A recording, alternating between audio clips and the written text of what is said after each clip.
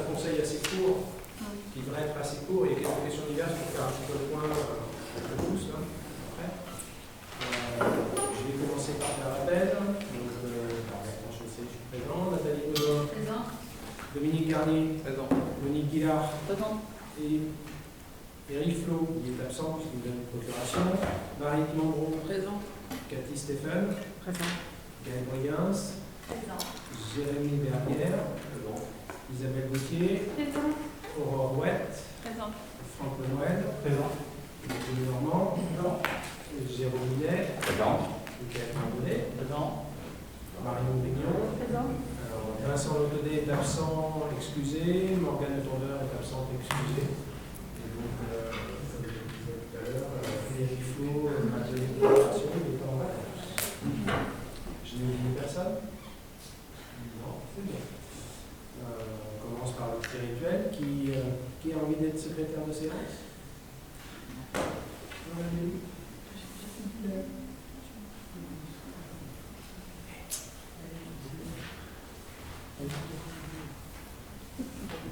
Allez, Mickaël. Voilà. Est-ce que tout le monde est d'accord pour que Mickaël soit secrétaire de séance? Oui. Oui. D'accord. Le but, c'est juste de relever. Vous mieux être secrétaire de séance sur un conseil qui a 5 points ou 4 points. Ça fait un peu moins de travail. Donc, premier point à l'ordre du jour, un point qui a été. C'est pas une délibération au sens du terme, on va donner notre accord de principe. Néotois est un bailleur social et la loi l'oblige maintenant à vendre une partie de son parc immobilier pour pouvoir financer ses travaux de construction. Donc sur la commune, il y a un certain nombre de logements sociaux et donc sur toutes les communes de Liffré-Cormier comme sur toutes les communes aux alentours, les bailleurs sociaux sont en train de mettre à la vente ou d'envisager de faire des programmes de vente d'une partie de leur parc pour pouvoir avoir des financements qui leur permettent aussi de continuer à développer un nouveau parc immobilier. Donc, Néotois nous a contacté toutes les communes de la communauté de communes pour échanger avec nous. On a eu une petite réunion avec eux il y a quelques temps, au début du mois d'avril. Ils nous ont exposé un petit peu les tenants et les aboutissants de cette démarche. C'est dans le cadre d'un programme qui s'appelle la CUS, CUS. Et cette CUS, en fait, c'est forcément, je ne sais plus ce que ça veut dire,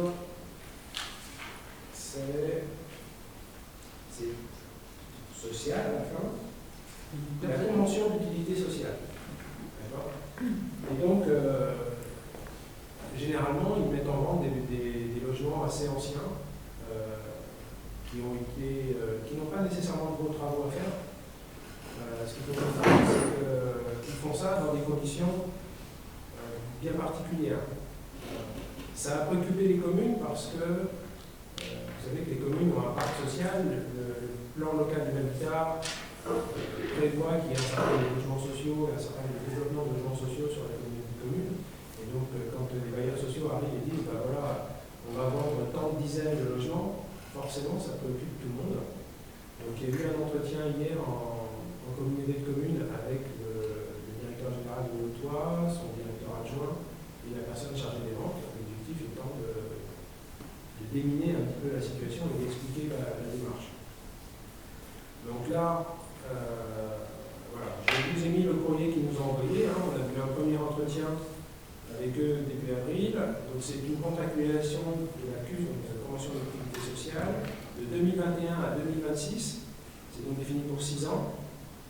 Et dans cette CUS, ils déclinent leur politique patrimoniale et d'investissement, comprenant notamment le plan stratégique patrimonial, le plan de mise en vente et la politique de gestion sociale et la politique de qualité du service rendu.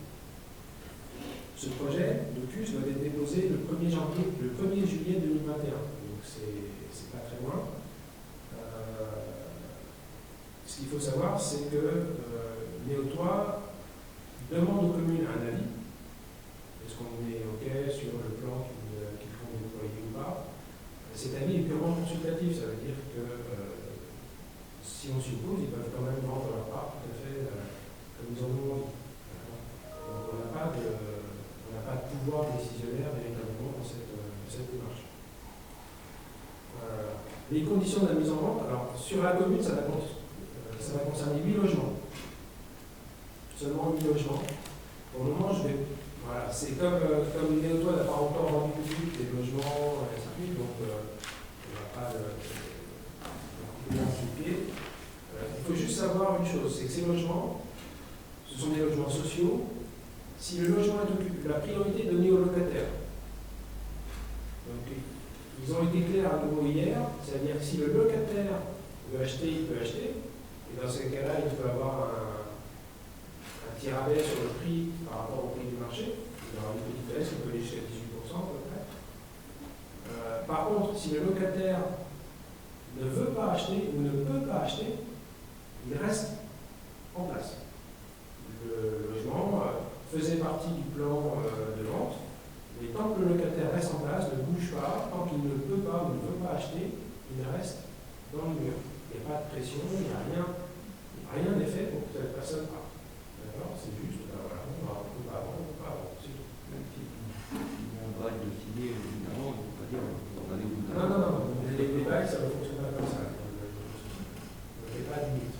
La personne, si elle veut rester jusqu'à la fin de ses jours, il n'y a pas de souci. Donc ça, c'est une des premières conditions. L'offre peut aller jusqu'à 18% de réduction selon l'ancienneté et les ressources de la personne. Un point qui peut être intéressant, c'est que si quelqu'un envisage de racheter ce logement, mais qu'au bout d'un an ou deux, elle se rend compte qu'en fait, ses ressources ne le permettaient pas, ou il y a eu un nouvel accident d'un vie qui fait que ça devient compliqué, les autres s'engagent à racheter le logement et à maintenir le locataire dedans. Donc il y a un filet de sécurité pour ceux qui voudraient tenter le coup quand même de racheter leur logement. Bon, il n'y a pas de frais d'agence, il y a un suivi aussi de toi, un accompagnement dans la démarche. C'est ouvert aux occupants, aux ascendants et aux descendants et aux conjoints. L'exemple qui était donné hier, c'est que parfois ça peut être une personne âgée et en fait c'est des enfants qui vont acheter pour leurs parents. Pour éviter qu'il y ait de la spéculation sur l'achat de logements comme ça peu cher dans une zone où il y a beaucoup de demandes de logements, il y a aussi une clause anti-spéculative de 5 ans. C'est-à-dire que si pendant les 5 ans ça a rendu, la plus-value est redonnée. Il ne peut pas y avoir de plus-value, ou en tout cas, elle sera en partie fonctionnée. Donc il y a aussi ça qui est mis en place. Et aussi, il faut savoir aussi que par exemple, Néotois, Monique et Gaël qui travaillent à l'affectation des logements sociaux, généralement, les logements qui sont Néotois, c'est géré par Néotois, on recommande des dossiers à Néotois, il y a d'autres bailleurs sociaux sur d'autres communes. Un logement Néotois peut très bien, s'il est vacant et qu'il est mis sur le marché, n'est pas réservé aux gens de Néotois. Ça veut dire qu'un locataire social qui s'est mis sur le marché des locataires sociaux, ça veut dire qu'il va centraliser les logements mis à la vente.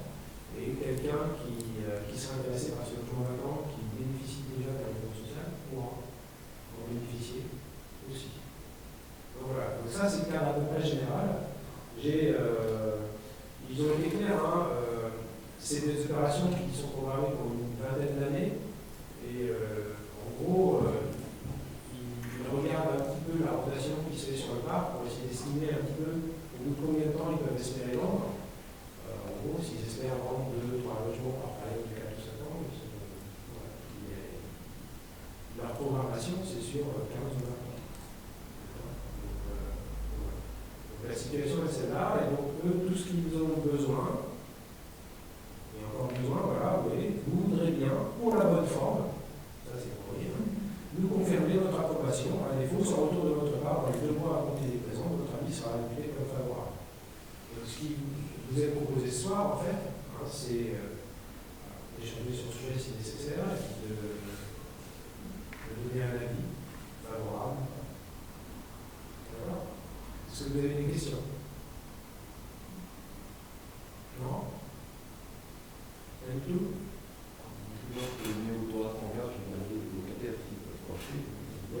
Voilà, et ils ont même prévu, enfin, ils sont, hier justement, pour nous, on a eu la chance d'avoir une première réunion avec eux, donc on a déjà un peu briefé sur la situation.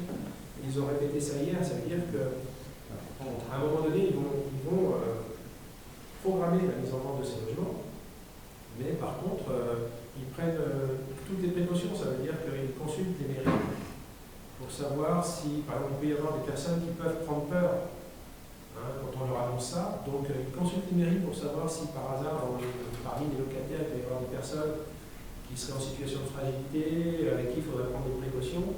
Et dans ces cas-là, ils font en sorte de voir avec la mairie pour que les gens soient rassurés, des petites enquêtes pour rassurer. Voilà, ça ne se fait pas de manière a priori, ça se fait pas de manière complètement abrupte. Il peut y avoir un accompagnement via des élus pour que les gens comprennent bien qu'ils ne sont pas, qu'on ne les pousse pas dehors. C'est-à-dire qu'il n'y a pas de raison de s'inquiéter. Vous ne voulez pas, la démarche qui a été présentée, c'est celle. Tu peux rappeler les critères de choix des logements, là, par exemple, sur le site Pour les banques, ouais. Globalement, des logements d'une vingtaine d'années, qui ont eu, normalement, ils ne mettent pas en vente des logements dans lesquels il y a des gros travaux à faire. Ça veut dire que logiquement, ils ont fait des travaux au préalable pour remettre en condition les logements avant de les mettre sur le marché. Donc, globalement, oui, c'est des logements qui sont dans le parc depuis un certain temps. L'objectif, pour nous, c'est de construire plus de 600 logements par an. Donc, hier, ils ont montré les chiffres. En fait, même s'ils en vendent une certaine quantité, au final, le bilan annuel est excédentaire, puisque normalement, la programmation en fait construire un peu plus. Ils font du logement qui est accessible à la propriété dès neuf. Ils font du logement qui peut devenir accessible à la propriété plus tard. Voilà. Et a priori, sur ce que disait Guillaume Légué à l'IFRE, c'est qu'en plus, maintenant, c'est des logements. J'étais assez impressionné par la qualité des logements fabriqués. À une période, je ne sais pas si c'est toujours récent, mais à une période, ils déduisaient les loyers de la personne qui avait été par exemple pendant 3 ans, ils déduisaient les loyers de la personne pour pouvoir se les racheter. Je ne sais pas si c'est mais la réduction, elle est il faut aussi, s'ils veulent racheter, ils ont une réduction sur le prix. Ah oui, d'accord. Donc, je pense que ça. Ouais, c'est un peu. Et puis la démarche prend du temps, parce que bon, ils ont, là ils disent, voilà, dernier semestre 2021, validation de la vente des logements, donc validation du principe. Après 2022-2023, lancement de l'étude juridico-foncière, parce que parfois il faut refaire des bordages, il faut refaire un certain nombre de choses au niveau des logements, il faut clarifier un certain nombre de situations. Donc en fait, c'est quelque chose qui ne va pas être fait. Voilà, ils disent dès la fin du montage juridique. Il y a la réunion avec les locataires afin d'informer les occupants. Donc, c'est pas demain. Donc voilà. Donc, ce qui vous est proposé, alors, moi je vais proposer l'approbation. Et naturellement, vous êtes pour ou vous êtes contre. Ce qui vous est proposé, donc, c'est de confirmer l'approbation pour la mise en vente de ces 8 logements du notoire par le toit. Est-ce qu'il y a des personnes contre? Les abstentions? Je vous remercie.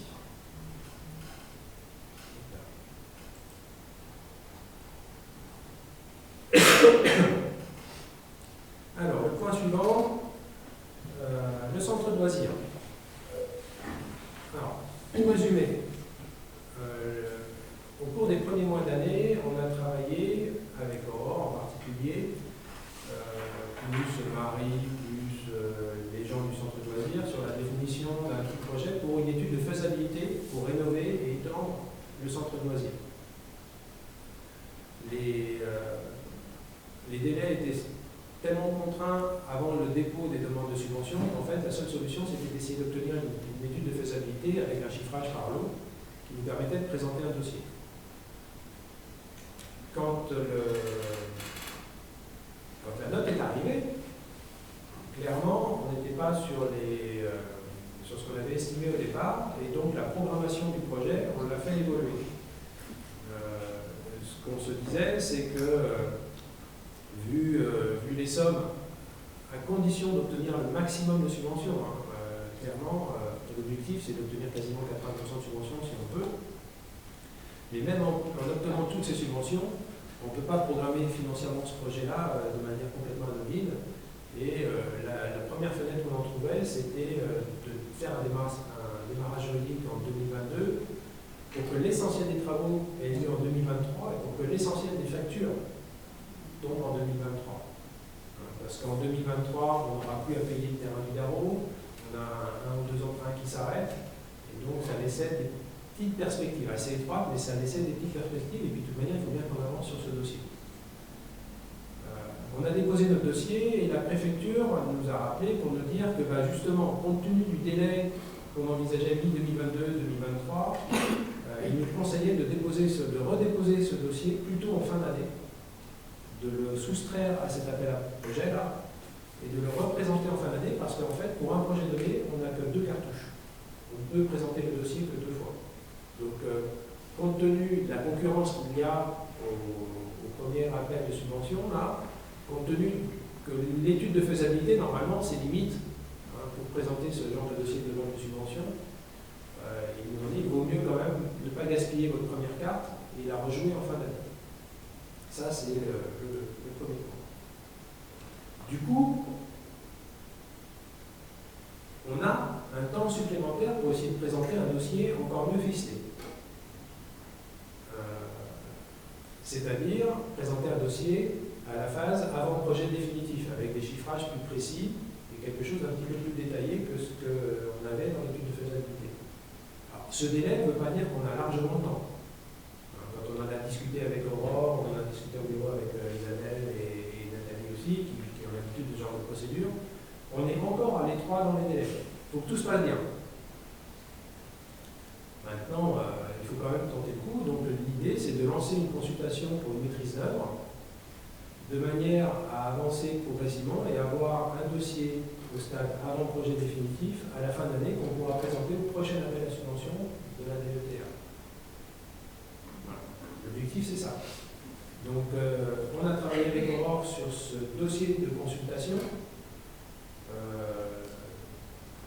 Les délais, là, tels qu'on les a un petit peu échafaudés, c'est fin mai, donc aujourd'hui, autorisation de lancer la consultation. Donc ça, c'est la décision que je vais vous demander de prendre. Dépôt du dossier dès demain ou lundi matin. Voilà. On n'est même pas en une semaine près pour le déposer là. C'est à quelques jours près pour ne pas perdre de temps. Pourquoi? Parce que l'objectif, c'est que fin juin, début juillet, on réceptionne les offres. Le 6 juillet. Le 6 juillet. Voilà, la date limite, c'est le 6 juillet. Réceptionner les offres le début juillet. Donc ça veut dire qu'on laisse 4-5 semaines au cabinet pour se positionner. Les offres, on les reçoit. Du coup, dans la foulée, on analyse les offres pour qu'on puisse faire quelques entretiens avec 2 ou 3. On l'a calé à 3. On l'a calé à 3 dans le dossier. Donc 3 entretiens. Naturellement, si on a 3 postulants ou plus, c'est la moyenne. De manière à pouvoir ensuite faire les notifications et engager tout le travail au dernier trimestre. Et tout ça, c'est un timing très étroit. D'accord? Maintenant, si on ne le fait pas là, voilà. Alors ça a un impact, puisque du coup, ça veut dire que les frais de maîtrise d'œuvre sont imputés en fin d'année. Donc il faut aussi que budgétairement, on y pense. D'accord? Ça va dépendre du pourcentage que les gens vont demander, ça va dépendre d'un certain nombre de choses. Donc ce sera à nous, à Eric et à moi, de donner les moyens pour faire ça. Donc voilà ce qui vous est proposé. C'est en fait de l'autoriser, d'approuver le lancement d'une consultation de maîtrise d'œuvre, d'approuver le dossier de consultation des entreprises que je vous ai envoyé. Alors, vous l'avez lu en totalité, certainement, et tout compris. Et puis, de m'autoriser à lancer la consultation en procédure adaptée. Donc ça, c'est le dépôt du dossier sur une plateforme de publicité adaptée. Donc ce sera Mégalis. Voilà. D'accord? Donc voilà. sais pas si Aurore a quelque chose à ajouter. Bah non, c'est vrai qu'on est contraint par un rétro-planning, c'est-à-dire que si on veut avoir un dossier avec un certain niveau d'études qui est l'avant-projet définitif, qui nous amène à avoir un montant un peu plus précis des travaux, si on veut l'avoir pour poser une DETR qui se fait entre décembre et janvier, a priori, si on part de là, rétrospectivement, il faut notifier fin juillet. Si on veut notifier fin juillet, il faut lancer ça dans les 2-3 jours à venir. Pour faire court, on a des délais contraints de publication, de notification. Après, il y a les 2 mois d'été qui mettent un sacré coup d'arrêt dans la consultation. Et il faut absolument que ce soit notifié fin juillet pour que le groupement commence à travailler en septembre, parce que 3 mois, c'est pas trop pour avoir un avant-projet en décembre. Voilà pourquoi, une fois qu'on s'est dit ça, voilà, en prenant le calendrier, on s'est dit, ben, c'est maintenant. C'est maintenant où on passe notre tour pour la DETR, en tout cas avec un projet ficelé comme ils l'attendent.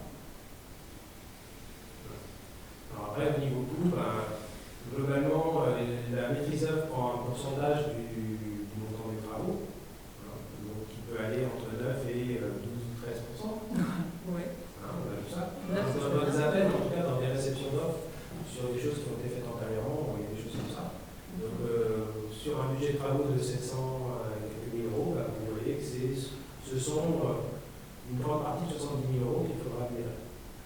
Alors, pas pour la fin d'année. Non. Voilà. Combien? Alors, pour la fin d'année, je dirais que pour la VP, il faut en fourchette haute, je dirais à peu près 15 000 euros. Je mets d'énormes parenthèses et guillemets parce qu'effectivement, on est sur 700 000 euros de travaux. Ça fait une maîtrise d'œuvre autour de 70 000 euros. Là encore, je mets des guillemets parce que le contexte est un peu défavorable puisqu'il y a énormément d'appels à projets. Donc, on peut craindre peut-être une petite évolution des coûts. Mais le fait est que si on veut les premières phases d'études qui nous amènent jusqu'à la VP, je pense qu'en tablant sur un bon 15 000 euros, on est en fourchette haute de ce qu'il y aurait à dépenser avant la fin d'année. D'accord. Bon, voilà. Est-ce que vous avez des questions? Des remarques? Vous avez besoin d'éclaircissement? Non? Donc s'il y a un seul candidat, par contre, et il peut être retenu, il n'y a pas l'obligation d'avoir 2 ou 3 candidats. Non, on fait un appel à candidature. Il va y avoir une première analyse des offres. Il va y avoir ceux qui vont être recevables, ceux qui ne vont pas l'être. Dans ceux qui vont être recevables, on a édité des critères qui nous permettent de leur attribuer des notes. Et la consultation est faite de façon à ce que les 3 premiers, on les auditionne. Les autres, on ne va pas plus loin. Si effectivement le hasard fait qu'on n'a que 2 consultations et que les deux offres et que les 2 groupements sont corrects, en tout cas qui remplissent tous les critères, on n'auditionnera que les 2. Ça ne pose pas de souci. Mais par contre, on ne peut pas dire, tiens, le 4e est quand même intéressant, je peux l'auditionner. Non, on s'est mis une barrière à 3. Ce qui est quand même relativement honnête dans ce genre de consultation. 3, ça se fait pas mal. On aurait pu se passer de l'audition. Je précise que c'est vraiment un choix de façon à côtoyer soit l'architecte, soit le groupement, parce que ça peut être qu'un bureau d'études qui se présente. Nous, ce qu'on a édité, on n'a pas demandé que ce soit un groupement, on a demandé un certain nombre de compétences. Des compétences architecturales, des compétences structures, des compétences fluides. Après, s'il y a un bureau d'études global qui répond à tout ça, dont acte, nous, il n'y a pas de souci. Voilà. Donc après, une fois qu'on aura ces différents plis-là, on va les analyser au vu des compétences demandées, au vu des coûts aussi. Et la note qu'ils obtiendront, les classeront de fait, et on prendra les 3 premiers pour les auditionner. Mais ça, encore une fois, c'est un choix de la maîtrise d'ouvrage, c'était un choix aussi de Bertrand de rencontrer les candidats avec qui on peut être amené à travailler pour les 2-3 ans même, parce que c'est quand même une opération, il y a au moins 1 an de travaux, et on est sur pas loin d'1 an entre les études et la notification des marchés de travaux. Donc on est au moins parti sur 2 ans, plus l'année de parfait achèvement, on est au moins sur 3 ans. Donc c'est vrai que les auditionner, c'est quand même pertinent. Ça nous permet de savoir un peu, au-delà de l'aspect de la note méthodologique et du prix, de voir un peu, de détailler l'approche architecturale, l'approche fonctionnelle. Ça reste un ERP pour des enfants à partir de 6 ans, donc c'est un peu spécifique. Voilà, donc l'audition permet d'aller un petit peu plus loin par rapport à ça. L'audition, effectivement, quand Aurore m'a demandé, elle était inquiète parce que l'audition, ça prend du temps supplémentaire. Donc forcément, ça contraint un petit peu plus les délais, mais moi je trouvais que c'était quand même bien de discuter avec les gens avec qui on va travailler. Même si ça prend un petit peu de temps, je ne me voyais pas choisir quelqu'un juste sur un dossier sans les avoir rencontrés, sans savoir si Ça rentre. ça rentre. Et en 3 semaines, ça rentre. Mais c'est vrai qu'il n'y a pas de temps de perdu. C'est-à-dire qu'après, on réserve les offres. On a une semaine pour faire l'analyse, pour noter toutes les candidatures, leur envoyer un courrier pour leur donner une date d'audition. Après, on les auditionne. On renote au vu d'un second pli qui nous renvoie. Et après, on refait un classement et on notifie. C'est très court. D'autres questions? Non? Donc, je reviens donc sur ma proposition. Ce qui vous est proposé, c'est d'approuver le lancement d'une consultation de maîtrise d'œuvre concernant la rénovation et l'extension du centre de loisirs, d'approuver le dossier de consultation qui nous est fait parvenir et de m'autoriser à lancer la consultation en procédure adaptée. Est-ce qu'il y a des personnes contre? Des abstentions? Je vous remercie. Sujet suivant, des subventions aux associations. Donc là, je vais laisser la parole à Monique sur le sujet. Donc, si on reprend l'année 2020-2021, effectivement, au niveau des activités, on a donc une salle de sport qui était fermée d'abord parce que, pour des raisons de sécurité, ensuite fermée à cause du Covid, et donc beaucoup d'activités qui n'ont pas eu lieu. Donc on a aussi, et ça a été la difficulté dans nos échanges, donc des associations qui fonctionnent à l'année civile et d'autres à l'année scolaire. Donc c'est un petit peu compliqué du coup quand on arbitre. Voilà. On va vous présenter un tableau effectivement de nos choix. Et l'objectif, autrement, c'était vraiment de travailler les critères au niveau des subventions avec les associations. Là, c'est quelque chose qu'on a annoncé l'année dernière au mois de juillet.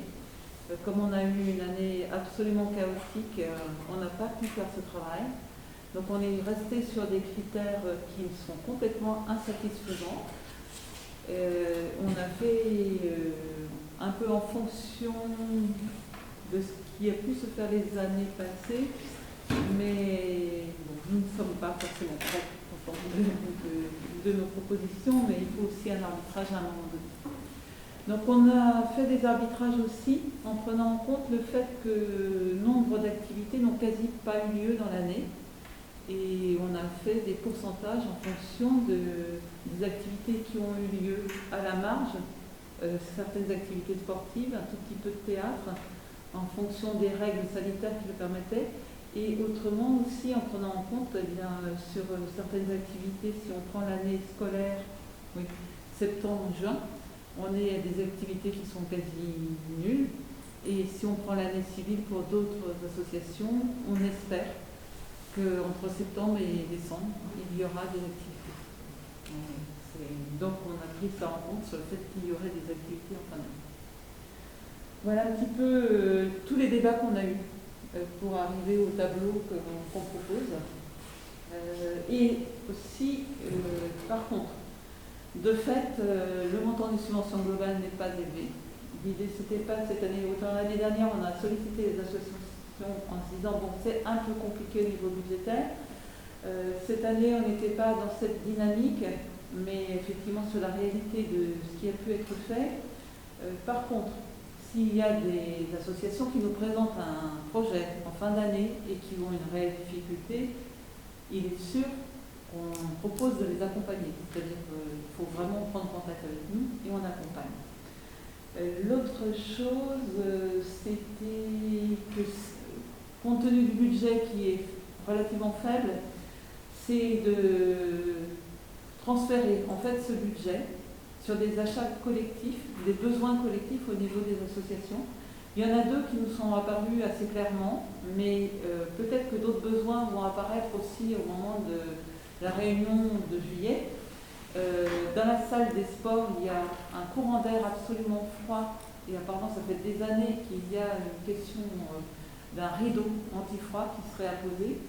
Donc, sachant que la salle des sports, elle sert effectivement aux sportifs, mais aussi beaucoup aux enfants pendant les activités scolaires, et puis parfois à des associations puisqu'il y a une très grande salle, donc c'est quand même une salle qui profite à beaucoup de personnes. Et autrement, on était sur l'idée du Barnum, hein, qu'on avait évoqué lors du budget, parce que parfois, quand on veut faire une activité un peu extérieure et qu'on craint la pluie, eh bien ça peut être intéressant. Et on verra s'il y a d'autres besoins.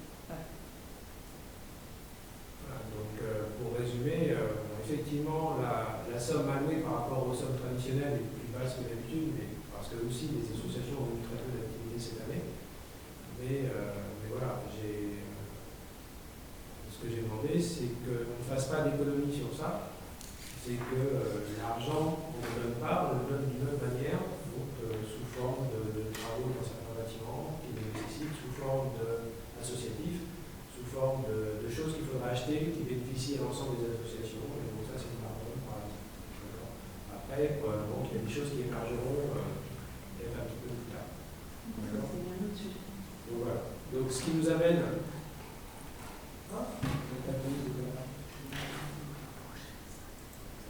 Je vais vous montrer le tableau. En fait, lors du versement des subventions, il faut qu'en tant qu'élu, on fasse un courrier aux associations aussi pour leur expliquer la démarche. Donc, ce sera intéressant.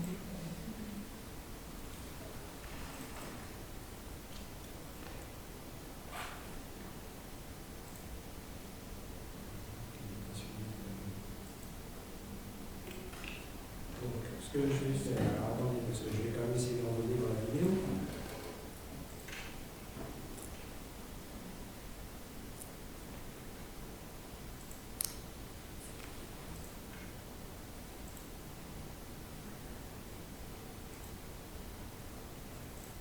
Voilà. Le tableau de subvention des associations qui est proposé, c'est celui-là. Oh, merci, la Hein? n'est pas. Voilà. D'accord? Donc voilà. Donc je laisse Monique résumer. Donc, il y a une proposition de 150 € pour l'Agora qui demandait 800. Là, on a vraiment proratisé au niveau du temps d'activité. Sur l'année scolaire, très peu de choses avec quelques ateliers théâtre. Il y a un tout petit peu de gym. L'ami Canaï n'a pas fait de demande. L'atelier de Pierre a fait une demande et on les a rencontrés. Donc, c'est aussi en fonction des échanges qu'on a eus qu'il n'y a pas de subvention. Sur l'ACA, l'association des chasseurs avait une demande de 400 €. Globalement, ils ont eu presque la chance de poursuivre leurs activités qui sont en plein air et quelques activités ponctuelles qui n'ont pas eu lieu, peut-être en termes de repas. L'ASE, donc là, on a vraiment fait une part en fonction du temps d'ouverture, en fonction des actions et des activités qu'on peut avoir lieu, essentiellement en direction des enfants. Et puis un peu d'activité dehors. Club du temps libre, on a fait plutôt comme l'UNC. En fait, les années passées, on avait des demandes à 311 €. Là, on est à 100 € qui est le tiers de le dernier trimestre 2021, on espère. Galotony, c'est pareil, le tiers de l'année. Nord-Alumia, on était aussi sur le tiers. Et après, c'est tout. Voilà. On a l'association européenne du Frécormier qui demandait 100 € et qui a un projet pour la fin de l'année. Donc, on a accordé parce qu'il y a ce projet. Et puis l'association sportive du collège qu'on a soutenu comme d'habitude. Vous les avez rencontrés, les associations, une bonne partie, je suppose. Vous communiquez avec eux, quoi. On en a rencontré certaines, on a encore du travail à faire. D'accord. Et il y a toujours une réunion prévue en juillet. Ouais. Pour leur expliquer que c'était des Il y aura la réunion de juillet, puis il y aura un premier. Et la différence unique de subvention, elle est de combien? Ne calcule de la différence dans quoi on va pouvoir, combien on va avoir pour acheter un ardeur, combien on va avoir pour la différence Par rapport à une année normale, La différence, en fait, les autres années, ouais, On est autour de 10 000 euros. Ouais. Ouais, donc ça va permettre d'acheter beaucoup. Qui pourrait être investi Oui, sur. il y a de quoi faire un certain nombre d'achats pour améliorer un peu L'intérêt de tous. l'intérêt de tous, effectivement. Ce qui, voilà, c'est bien important d'appuyer sur ça. Hein. Voilà, là, autant l'année dernière c'était une démarche d'économie, alors voilà, là c'est vraiment d'acheter, on ne va pas acheter non plus tout qui sert, plein de choses qui ne servent à rien, il faut que ce soit utile, il faut qu'il y ait une réalité, il faut qu'on voit que ça sert à plusieurs associations, c'est partagé aussi. Et il y a aussi cette idée-là, des choses qui sont partagées entre les associations. Donc voilà, là on a une petite réserve qui nous permet de faire ça. Alors moi, c'est ce que je disais à Monique l'autre jour, parce qu'on a eu l'occasion d'en échanger. Donc là, il y aura la réunion en juillet avec les associations, mais il faudra clairement communiquer dans le RC Info pour expliquer, parce que il y a certes les associations, mais les assos, ça compte énormément d'adhérents. Si on compte tous les adhérents de toutes les associations, bah, ça fait une bonne brochette d'RC Info. Donc pour qu'ils comprennent la démarche, la communication, ça va être hyper important, mais pas que au travers de cette réunion association. Quoi. Oui, ces subventions on va publier, il y aura bien une explication qui sera donnée sur le pourquoi et comment, et surtout bien expliquer. Enfin, je pense qu'à un moment donné, voilà, il sera important qu'effectivement cette volonté de dire on va acheter quelque chose, on va mettre quelque chose, ce soit fait aussi. Il ne faut pas qu'à la fin d'année, on arrive et on dit bah non, finalement. On s'engage à amener des choses aux associations en compensation des subventions, donc il faut les amener. Voilà, apparemment, juste un petit rectificatif, on va rectifier. Il y a quoi comme là? Le tableau, c'est pas tout à fait. C'est celui que j'ai pris sur le. Ah bah ouais, mais c'est là. Ouais. En fait, je me permets, mais l'ILC c'était 150 parce qu'ils ont la moitié de leur activité qui a été maintenue. Et Donc là c'est 150. le reste du milliard était limité à 35. Et le reste du milliard C'était 35. 30. 35.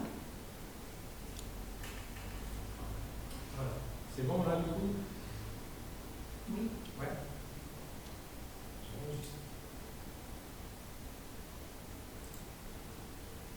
Ok. Donc ce qui vous est proposé là, c'est d'approuver, enfin, sauf s'il y a encore est-ce qu'il y a encore des questions sur le sujet ou des remarques? Moi, juste une petite remarque, c'est vrai que c'est 10 000 euros moi, ce que je veux, c'est qu'elle va vraiment pour les associations. Parce que moi, j'ai connu quand j'étais dans l'amicale laïque, par exemple, où c'est vrai qu'on pourrait chercher les friteuses, c'est avec l'ordre. On n'avait pas de friteuses. C'est 10 000 euros. Tu peux parler plus fort parce que... Les 10 000 euros, il faut vraiment qu'ils servent pour les associations. Oui. C'est ce qu'on ne leur a pas donné, mais il faut qu'ils, derrière, comme quand j'étais dans l'amicale, je me rappelle, nous on pourrait chercher les friteuses à droite à gauche, il n'y avait pas de friteuse. Peut-être une friteuse pour toutes les assos d'RC, tu vois, ou un barnum, c'est une bonne idée, mais 10 000 euros, ça représente quand même, tu vois, il faut que ces 10 000 euros-là, entièrement, servent pour les associations, dans des achats de matériel. Alors, il y a aussi le fait que la salle, pour qu'elle fonctionne, il faut qu'elle soit en état aussi, absolument. Voilà, on parle de la salle de l'année, on parle de la salle des sports, donc l'équipement pour le froid. Voilà, tout ça, ça fait partie aussi. Oui, d'accord. C'est de l'équipement, ouais. C'est de l'équipement, voilà. Donc des travaux, pour la salle des... Ouais, pour rendre les conditions d'exercice des associations aussi Possible. intéressantes. Possible. Ouais, possible. Voilà. Est-ce qu'il y a une autre remarque? Une question? Non? Juste, ce que je peux dire, c'est que c'est extrêmement compliqué de trancher. Et je me disais, même ces jours-ci, ça aurait été très intéressant que beaucoup d'autres personnes participent au débat. Ça aurait permis de voir à quel point c'est complexe. Il y a eu combien de réunions pour travailler sur ça? Je l'aime depuis. On en a eu 4 ou 6. 4 ou 5 Mais bon, réunions. il y avait aussi d'autres travail à côté. Oui, tout à fait. Je sais que c'est un sujet qui est revenu régulièrement sur le tapis et même si ça a été discuté dans une première réunion, ça a été rediscuté dans une deuxième, dans une troisième, pour essayer de définir quelque chose qui ne semble pas complètement non plus anormal. Complètement, parce qu'il faut quand même rappeler qu'il y a quand même plus de la moitié des associations qui n'ont rien demandé du tout. Qui n'ont Et rien qui fait. n'avaient pas plus d'activité que celles qui ont demandé. Mhm. Donc voilà, c'est ça qui est difficile aussi à trancher, de discuter entre nous. Ouais, et, elles ont subi la situation comme. Oui, Oui, c'était pas. il faut aussi remercier les associations qui, connaissant la situation sanitaire, n'ont rien demandé du tout, même s'ils ont eu un peu d'activité. Ok. Donc, ce qui est proposé, c'est d'approuver l'attribution des subventions aux associations telles qu'elles ont été présentées dans le tableau. Est-ce qu'il y a des personnes contre? Des abstentions? Je vous remercie. Point suivant. Alors, le point suivant concerne une subvention exceptionnelle. Voilà. Bon, c'est pas tout à fait le cadre de la convention des subventions exceptionnelles tel qu'on en a parlé il y a 10 minutes. Là, ce qui se passe, c'est que, effectivement, les terrains de foot avaient besoin d'un bon coup de fouet, d'un bon coup d'entretien. Et c'est vrai que la période était idéale. Les terrains ne sont pas fréquentés. Il y avait un certain temps pour le faire. Enfin, voilà. Donc, c'est posé la question de réorganiser les terrains et de remettre de l'engrais. On a discuté avec la SE, il fallait faire ça vite, ainsi de suite. Donc, ce qu'on a tranché avec la SE, enfin, ce qu'on a décidé avec la SE, c'est que pour aller plus vite et pour faciliter les choses, c'était la SE qui engageait les dépenses d'engazonnement et d'engrais. Donc, c'est eux qui. Voilà. Mais que sur la partie engazonnement, en tout cas, on partageait la part en deux, ça veut dire qu'on leur reversait à titre de subvention exceptionnelle la moitié du coût du gazon. Parce que normalement, c'est quand même quelque chose que la commune, c'est des terrains communaux, les terrains. Donc, franchement, l'ASE fait l'effort de payer une partie de la facture. Et ça va dans le cadre, nous, de notre démarche, on essaye de faire attention à nos dépenses. Maintenant, l'ASE n'est pas là non plus pour payer tout l'entretien des terrains de foot. Donc là, ce qui nous est proposé, en fait, c'est d'approuver une subvention exceptionnelle équivalente à la moitié d'engagement et on rembourse en vrai à l'ASE. D'accord. Donc en fait, on a fait. L'ASE prend à sa charge environ 700 € de l'entretien du terrain de foot pour cette année. Ça n'est naturellement pas quelque chose qui est destiné à être reproduit. D'accord. Là, c'est aussi dans un contexte où en début d'année, il fallait faire ça en début d'année. En début d'année, ce n'est pas le moment où la commune a énormément de trésorerie. Et donc, il fallait trouver une solution immédiate pour essayer, malgré tout, d'améliorer les états du terrain.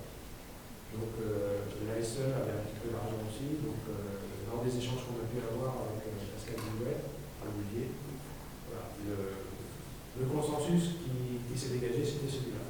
Donc, maintenant, il convient de faire ce qui est prévu avec l'ASE, donc qui nous est proposé, c'est d'autoriser le versement à titre de subvention exceptionnelle de la moitié des frais occasionnés par l'ASE à l'ASE par l'achat de gazon et de la totalité des frais d'achat d'engrais. Ce qui, en fait, on va leur rembourser un petit peu moins de 1 000 €, 990,85 €. J'ai, voilà, il y a les factures en dessous, voilà, on a pris le gazon, voilà, et là pour 1267 €, c'est mon hors taxe, voilà, et puis la facture de l'engrais. Est-ce que vous avez des questions ou des remarques? Non? Une question, peut-être plus à demander au niveau de l'ASE, et que quand on gazonne un terrain, comme ça, on doit le faire tous les 2 ans, tous les 3 ans, tous les 5 ans, ça dépend. La démarche d'entretien d'un terrain de foot, de toute manière, c'est une démarche complexe. Un terrain de foot, c'est pas juste remettre du gazon et mettre de l'engrais normalement. Non, derrière. Il faut aérer, il faut le. C'est le hérisson aussi. Ouais, il faut passer le hérisson, il faut le décompacter, normalement il faut le défeutrer. Enfin, si on veut que le terrain soit confortable à utiliser, normalement, et surtout, puisque l'objectif aussi c'est d'éviter au maximum les traitements aussi. Et si on veut éviter au maximum les traitements, il faut que le terrain soit régulièrement entretenu en en le défeutrant, en l'aérant, des choses comme ça. Donc on a une partie du matériel, après donc ça c'est une démarche qui peut s'engager sur plusieurs années. L'engazonnement, c'est pas forcément nécessaire, je pense, tous les ans. Non. Un peu le sujet, ça fait 15 ans, ça n'a jamais été fait. Depuis 15 ans, ça n'avait jamais été fait. Il y avait quand même L'engrais était tous les ans. Ah oui, Les tentatives de l'engagement il y a 2 ans, si ça dépasse, ça a échoué. L'engrais c'est fait tous les ans, c'est sûr. Mais le réengagement, c'est un terrain qui est fait quand même.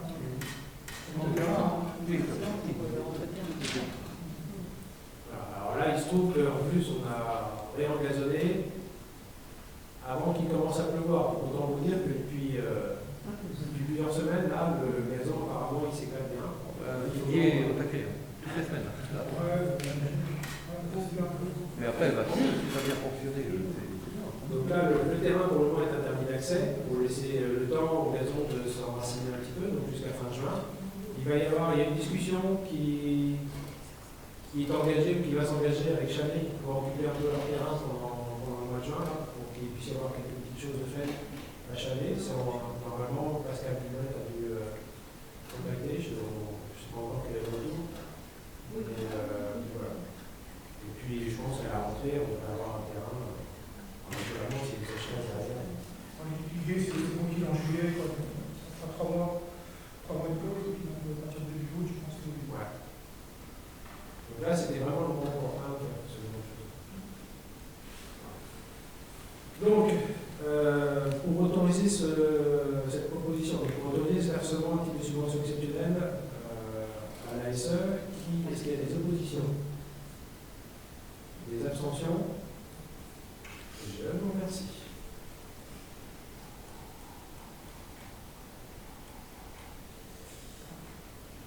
Alors, la commission de vie associative a aussi travaillé sur un petit dossier qui a demandé quand même pas mal de travail. Et ce dossier, c'est la convention de pleine locaux de stockage aux associations. Il y a pas mal d'associations qui ont des locaux. Et jusqu'à présent, tout se faisait de manière complètement orale, sans suivi, sans traçage de ce qui pouvait se passer. Et donc, voilà. La commission a dit le mieux, c'est que quand on met à disposition des locaux, de stockage, il y ait une convention qui en parle un petit peu plus, si nécessaire, Monique. Oui, en fait, c'est ça l'objectif, en fait, c'est de contractualiser le prêt de la mise à disposition d'un local, parce qu'on s'est vraiment rendu compte que se faisait oralement, et qu'au final, même parfois les associations ne savaient même pas quel local était acquis, donc il y avait. Et donc, du coup, l'objectif, c'est ça, d'avoir plus de clarté, et aussi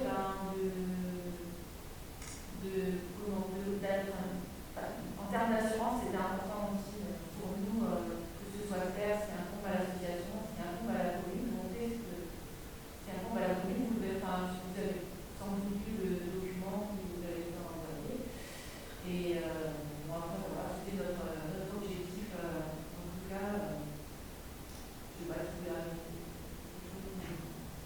tu as tout dit en fait tout à l'heure, c'était un récapitulatif. Donc c'est vraiment une convention, voilà, ça permet de s'assurer que tout le monde sait bien ce qu'on a à faire, ce qu'on peut faire, pas faire, les questions d'assurance aussi. Ouais. Éventuellement ce qu'on a le droit de stocker, parce que parfois on peut se retrouver avec des choses qui sont stockées qui pourraient être dangereuses. C'est pas anodin. Il y a eu des locaux mis à disposition, il y a eu des réaménagements faits sous le hangar là, pour rendre à nouveau des locaux disponibles à d'autres associations. Il y a d'autres pistes qui sont en réflexion, donc c'était important de bien... En fait, oui, juste pour ce travail-là, on l'a mené aussi parce qu'il y avait 2 associations qui étaient très demandeuses d'avoir une mise à disposition de locaux, et il n'y en avait pas, donc en fait, il a fallu chercher. Elles étaient demandeuses depuis longtemps. Elles nous ont dit que ça faisait longtemps qu'elles voulaient faire, alors que c'était des associations très actives sur la commune, donc nous, vraiment, c'était de répondre à cette demande et d'aller vite aussi. Et donc, du coup, ça demandait une réorganisation. Et il y a eu des travaux, notamment de refaits par les services techniques sous le hangar où il y a un point de vue à disposition. Nous l'appel, du coup l'association l'appel arrive sous le hangar et on a délocalisé une autre association dans un autre local derrière la salle des fêtes. Donc voilà, il y a eu du remaniement et il a fallu chercher un petit peu et du coup est née cette convention. Et donc cette convention sera proposée à chacune des associations qui disposent d'un local de stockage. Voilà. Donc, je vous l'ai envoyé, hein, vous l'avez déjà parcouru. Je ne sais pas si vous avez des remarques sur le contenu, ça n'a pas été inventé de toutes pièces. Hein. Gaël, Olivier, se sont appuyés sur des choses qui existaient déjà. L'idée, c'est effectivement une convention d'1 an qui est renouvelée par tacite reconduction. Et par contre, pour les associations dont le siège social n'est pas sur RC, oui. en fait, lorsqu'il y aura un changement éventuellement de président, quelque chose, il n'y a plus de lien avec la commune, en fait, l'autorisation aussi de demander aux personnes de vider des locaux. Voilà, c'est ce qu'on enfin immédiatement en cas de dissolution de changement de siège social. Voilà. Bon, les associations se verront envoyer cette convention et la prendront si elles le souhaitent. Voilà. Donc, ce qui vous est proposé, c'est d'approuver le projet de convention qui a été porté à votre connaissance et qui devra être signé entre la commune et les différentes associations. Est-ce que vous avez des questions ou des remarques sur ce sujet? Non? Est-ce qu'il y a des personnes contre? Des abstentions? Je vous remercie. Monique va être très bavarde ce soir. Nouvelle convention. Convention réseau des médiathèques. Je te laisse. Donc, réseau des médiathèques existe au niveau de l'intercommunalité, donc 9 médiathèques sur le territoire et un réseau qui fonctionne depuis 1 an et demi.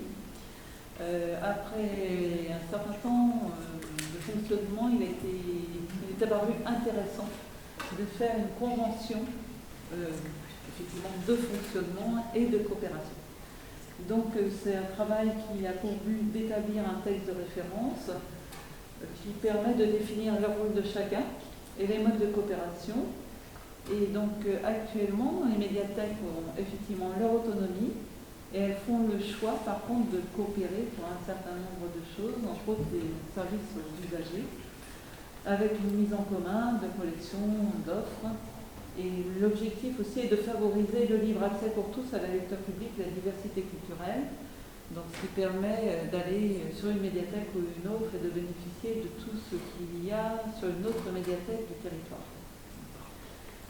La coopération, c'est aussi développer la communication entre les professionnels, faire émerger une culture commune, et favoriser la montée en compétence des équipes, et favoriser aussi l'élaboration de projets transversaux. Dire. Alors ensuite, on a la structuration. Donc on a la commune garde effectivement toute la compétence sur les choix qui sont faits sur la médiathèque elle-même, et les choix qui sont faits sont effectivement votés en conseils municipaux, travaillés avant en commission, et travailler aussi avec les salariés et puis quelques bénévoles. Il y a un certain nombre de projets qui sont construits et montés ensemble. La municipalité continue aussi de choisir en fait, le budget qu'elle détermine pour les achats. Et par contre, au niveau de l'intercommunalité, on a aussi donc, un certain nombre de choses. Il y a le logiciel de gestion. La circulation des documents grâce à la navette. Tous les mercredis, en fait, il y a une navette qui passe le matin pour prendre les livres, après-midi pour redéposer ceux qui arrivent d'ailleurs. On a une carte de lecteur unique aussi qui peut être utilisée dans toutes les médiathèques.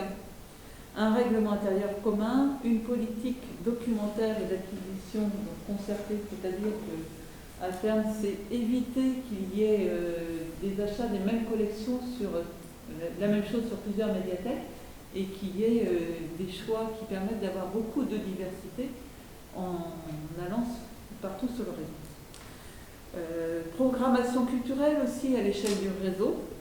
une communication à l'échelle intercommunale. Donc il y a effectivement une salariée au niveau de l'intercommunalité, Séverine, qui est coordinatrice de réseau et qui a été quand même très active pendant le Covid. Il y avait aussi toujours des informations sur le réseau.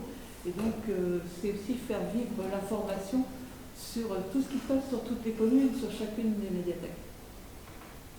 Des ressources numériques intercommunales, des formations entre autres en direction des salariés et aussi des bénévoles. Et puis, travail avec les relations avec des partenaires institutionnels. En partenaire institutionnel, par exemple, on a la médiathèque départementale d'Ille-et-Vilaine qui se situe à Fougères pour nous, et puis la DRAC qui peut parfois accorder des subventions et qui pose aussi un cadre. Et le cadre, c'est effectivement normalement une salariée pour 2000 habitants, un temps plein pour 2000 habitants, et un budget d'acquisition de 2 € par habitant. Autrefois, on n'en avait pas. Je crois que j'ai presque tout dit. Donc, ce qui vous est, donc ça, c'est une demande de la communauté de communes, forcément, et du réseau.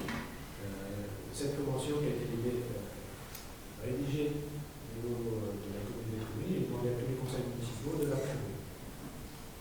Donc, ce qui vous est proposé, là, c'est donc d'approuver la charte de coopération et de fonctionnement du réseau des bibliothèques et de l'autoriser pour vos représentants à signer la dite convention et ses éventuels avenants. Est-ce que vous avez des questions sur le sujet? La convention, elle vient vraiment à valoriser quelque chose qui est existant, mais qui va permettre aussi, en cas de question, de s'y appliquer. Donc, pas de questions, des remarques non plus? Bon. Est-ce qu'il y a des personnes contre à l'approbation de cette charte de coopération et à l'autorité à la signer? Non. Est-ce qu'il y a des abstentions? Non plus. Je vous remercie. Les points du jour principal sont abordés. Il y a quelques décisions prises dans le cadre des délégations que vous m'avez octroyées l'année dernière, sur ce qu'on appelle les DIA, des décisions, des déclarations d'intention d'aliéner, c'est lié à 3 ventes. Voilà, j'ai pas fait de position particulière à ces moments.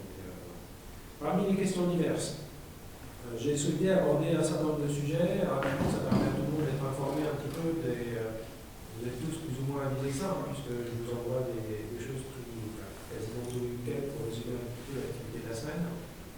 Mais c'est aussi important que de manière publique, ces choses-là soient un petit peu diffusées. Donc, je reviens sur ces choses-là. Le contrôle de la Chambre régionale des comptes. Donc, ça a commencé. J'ai eu le premier rendez-vous avec le contrôleur de la Chambre régionale des comptes il y a 2-3 semaines. Un premier rendez-vous d'échange.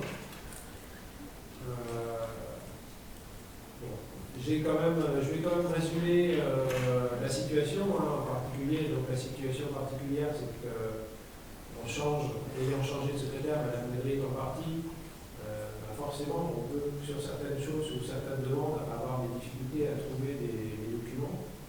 Donc, c'est montré compréhensif et il prendra en compte la situation qui nous a été présentée. Il y a une liste longue, comme à la primaire, de documents à fournir, de comptes administratifs, de comptes de gestion, de documents en tout genre, de délibération, tout ça. Le contrôle porte sur la période 2016-2020. Vous imaginez bien que sur la période 2016-2020, il y a pas demandé pas mal d'infos. Donc, Sandrine a commencé à poser l'essentiel des documents. On a une plateforme sécurisée pour transférer les documents. Donc, il y a eu quelques petits aléas parce qu'il fallait numéroter les documents d'une certaine manière et donc il a fallu recommencer, mais c'est pas grave. Ça a pris du temps. Voilà. Il fallait qu'une note de présentation de la commune soit également jointe. Donc, celle-là, je l'ai rédigée et l'ai envoyée. Il y a également eu un bulletin municipal, un bulletin numéro 1 qui a été envoyé. Il y a des documents qu'on n'aura pas puisqu'ils n'existent pas. Donc, voilà, à son étonnement, il y a un certain nombre de choses pas en mesure de lui fournir puisque il n'existe pas sur la commune. Donc voilà, on verra un petit peu ce que ça donnera plus tard. Donc cette première phase elle va durer 2 mois. On risque on fournit une première cargaison de documents et puis je pense qu'il va y avoir des choses des compléments à fournir. Il se déplace. Il peut se déplacer, mais il y a beaucoup de travail qui se fait à distance puisque c'est avant de l'analyse. C'est quoi typiquement le genre de document qu'on n'est pas en mesure de lui fournir? Ce qui nous était demandé, c'est une comptabilité d'engagement. Ouais. Donc voilà, quand on avait rencontré la chambre, la direction financière des finances publiques l'année dernière, on avait fait cas, on n'avait pas de comptabilité d'engagement, donc forcément c'était étonnant l'année dernière, on a trouvé ça pas normal.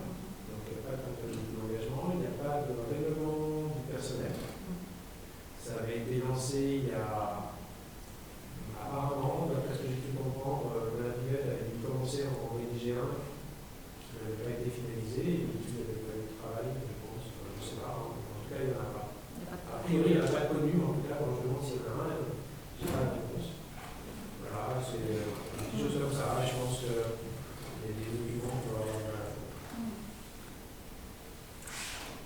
On verra ce que ça arrivera. Donc ça c'est le premier point. Deuxième point, c'est un sujet que j'avais abordé avec les anciens combattants l'année dernière à l'occasion du 11 novembre. Et cette année, à l'occasion du 8 mai, c'était manifeste parce qu'il y avait un peu de circulation par rapport à d'habitude. Et c'est vrai que l'emplacement du monument aux morts est vraiment pas terrible en termes de sécurité pour les cérémonies. Alors à la fois en termes de sécurité, et puis même de recueillement, on n'est pas tranquille, il y a des voitures qui passent, il faut faire attention, je trouve pas ça terrible. Donc l'année dernière, je leur avais proposé de réfléchir à un déplacement du monument. Donc ils y ont réfléchi, il y a des petites idées qui émergent. Maintenant, ce travail-là, je pense que ça ne doit pas être juste l'affaire de la maire, d'une municipalité ou de l'ancien combattant. Je pense qu'il peut y avoir des gens qui peuvent être intéressés à travailler à ce projet. Où est-ce qu'on le met, comment on trouve l'argent pour le faire, parce que ça coûte quand même un petit peu d'argent de passer un monument mort. Dans quel cadre on le met, parce qu'il ne suffit pas de poser un endroit, peut-être qu'il y a des aménagements qui peuvent faire autour. Et c'est quelque chose qui. Un projet qui a été lancé il y a longtemps, mais apparemment ça fait des années qu'on parle d'un déplacement du monument mort, mais sans que rien n'avance. Donc voilà. J'aimerais bien que ce que j'ai présenté à M. Poiret, c'est ça, c'est que c'est pas quelque chose qui va être fait cette année, clairement, peut-être pas l'année prochaine. Mais je trouve intéressant qu'il y ait une vraie réflexion avec des citoyens intéressés, avec les anciens combattants, avec les élus, sur où, quand, comment, voilà. Et puis comme ça, quand on a quelques milliers d'euros, ou alors qu'il y a des offres de subventions qui peuvent être intéressantes, des propositions de subventions qui peuvent être intéressantes, il faut être prêt à les saisir. Donc j'ai proposé qu'il y ait un groupe de travail qui, je pense à partir de la rentrée, je pense que ce sera le moment, qui commence à se pencher sur ça.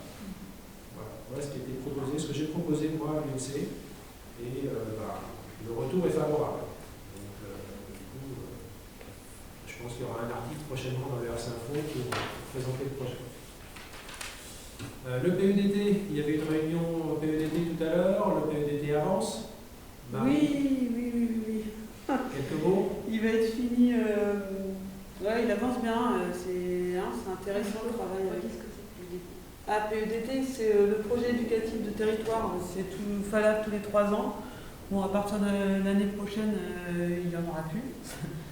Mais là, on le valide et ce sera valable pour 3 ans, mais on n'aura pas besoin d'en refaire parce que ça va s'étendre au niveau de la communauté de communes. Voilà, donc le PEDT, projet éducatif, le but c'est de travailler en lien avec les différents partenaires, donc les parents représentants de l'école privée et l'école publique, forcément du coup l'école privée et l'école publique, les instituteurs et institutrices, il y a qui d'autre, et les associations de parents d'élèves, et puis même différentes associations. Donc on a bien avancé, on a développé une grosse partie autour de la citoyenneté Et l'autre partie sur l'environnement, alors il y a plein d'autres points, mais on a axé principalement sur ça, sensibilisation autour de la citoyenneté et de l'environnement. Il va être finalisé, en gros, on a recueilli les dernières idées ce soir. Élise finalise le document et on le valide dans 10 jours parce qu'il doit être déposé le 11 juin. Alors on a 2 réunions qui ont sauté par la crise sanitaire. Donc il a fallu qu'on revoie notre façon d'organiser ces réunions-là. Et le délai par contre n'était pas reconductible. Donc on a fait avec le temps qui nous était alloué, mais les retours sont très positifs. Les différents partenaires sont motivés pour s'associer dans des actions communes. Donc c'est chouette. Marie travaille sur ce dossier-là avec Marion. Oui. Et puis étroitement avec Élise, forcément. Élise, Là, cette année, Alice, on a agrandi le PEDT, on a voulu aussi élargir les acteurs. Avant, il n'y avait pas d'animateur qui venait, il y avait Mélanie, qui est de la CASA, qui venait sur les autres PEDT. Là, pour le coup, on a aussi demandé à Alice et Thibaut, du restaurant scolaire, qui viennent, parce qu'ils sont en train de travailler aussi sur la loi Egalim avec Monique. Et pour le coup, on l'a inclus aussi dans le PEDT. La loi Egalim, c'est autour de tout ce qui est alimentaire, donc favoriser principalement de la cuisine avec des fournisseurs locaux, favoriser le circuit court. Voilà, tu as déposé le dossier de subvention. Cette semaine. On pourra avoir 15 ou 18 000 euros de subvention, c'est ça? Ce serait combien, Monique? C'était presque 19. Presque 19. Ouh. Et 100%, ça peut aller jusqu'à 100% de subvention. Oui, voilà. Et matériel, donc, la cuisine, du coup, va être super bien équipée. Ils vont pouvoir développer la cuisine maison davantage. Ouais. Et donc, ça va être en lien avec le PDT parce qu'il va y avoir, pour vous donner un exemple, du coup, les enfants pourraient créer une animation où ils vont peser les restes, le gaspillage, en fait, pour qu'ils mesurent la quantité alimentaire que jetait tous les jours. On a évoqué plein d'actions qui pourraient être possibles, alors notamment avec la cantine, avec le centre de loisirs, avec toutes les écoles. C'est ça en fait, le PEDT, c'est mettre des objectifs communs et après les actions, comment on se les répartit entre nous. Et c'est très intéressant, donc quand il sera finalisé, on pourra peut-être le présenter succinctement parce que c'est un tableau très conséquent, mais on essaiera de faire une petite synthèse et de vous le présenter. Et de ce PEDT servira de base aussi au plan mercredi. Alors oui, il y a le plan mercredi aussi. Alors le plan mercredi, en gros c'est une extraction de certaines actions du PEDT qui vise, pareil, c'est un projet éducatif mais qui est axé sur le mercredi. Pour le coup là on touche l'ALSH et non pas le temps périscolaire de la semaine. Et par contre on peut prétendre aussi à pas mal de subventions, notamment sur le projet du centre de loisirs, on peut aller jusqu'à 300 000 euros de subventions. Donc ça c'est pareil, le plan mercredi, l'extraire du PEDT, la refaire sur la trame propre au plan mercredi, on va le déposer aussi le 11 juin. Voilà, avec un dossier de subvention qui va être fait pour le coup cette année et qu'on va faire avec Aurore prochainement. Voilà. Et puisqu'on est sur l'enfant jeunesse, juste pour info. Oui, j'allais en parler aussi. On a eu, parce que on a reçu un mail sur Bénélu, là Mathieu vient d'informer les familles.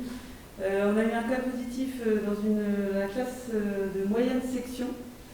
Donc il a fallu fermer cette classe ce matin parce que le nouveau protocole dit que quand il y a un cas positif, on ferme la classe. Et recenser aussi tous les potentiels cas contacts de cet élève sur les temps périscolaires, notamment sur les temps de garderie, puisque sur le temps périscolaire du midi et des tables, pour l'instant, il n'y avait encore pas de brassage. Mais après, sur le temps de garderie le matin et le soir, il peut y en avoir, même si c'est très limité. Mais on est quand même monté à 43 familles, je crois, en plus de la classe. Donc ça a nécessité de tous les appeler pour qu'ils viennent chercher leurs enfants et puis de leur dire quand est-ce que leurs enfants, suivant le cas contact, le dernier contact avec cette personne-là, pouvaient réintégrer, donner un délai par enfant pour intégrer la classe. Voilà. La réjouissance du jour. Et elle est fermée combien de temps la classe? 7 jours. 7 jours. Une classe est fermée 7 jours avec chaque enfant doit se faire tester au bout de 7 jours. s'il n'y a pas de cas positif. S'il n'y a pas de cas positif. Donc voilà, et Ouais, ça inclut aussi, Sachant qu'en maternelle, ils n'ont pas le cas. oui, et du coup, ça inclut aussi du coup l'école privée qui bénéficie des services de garderie de manière exacte.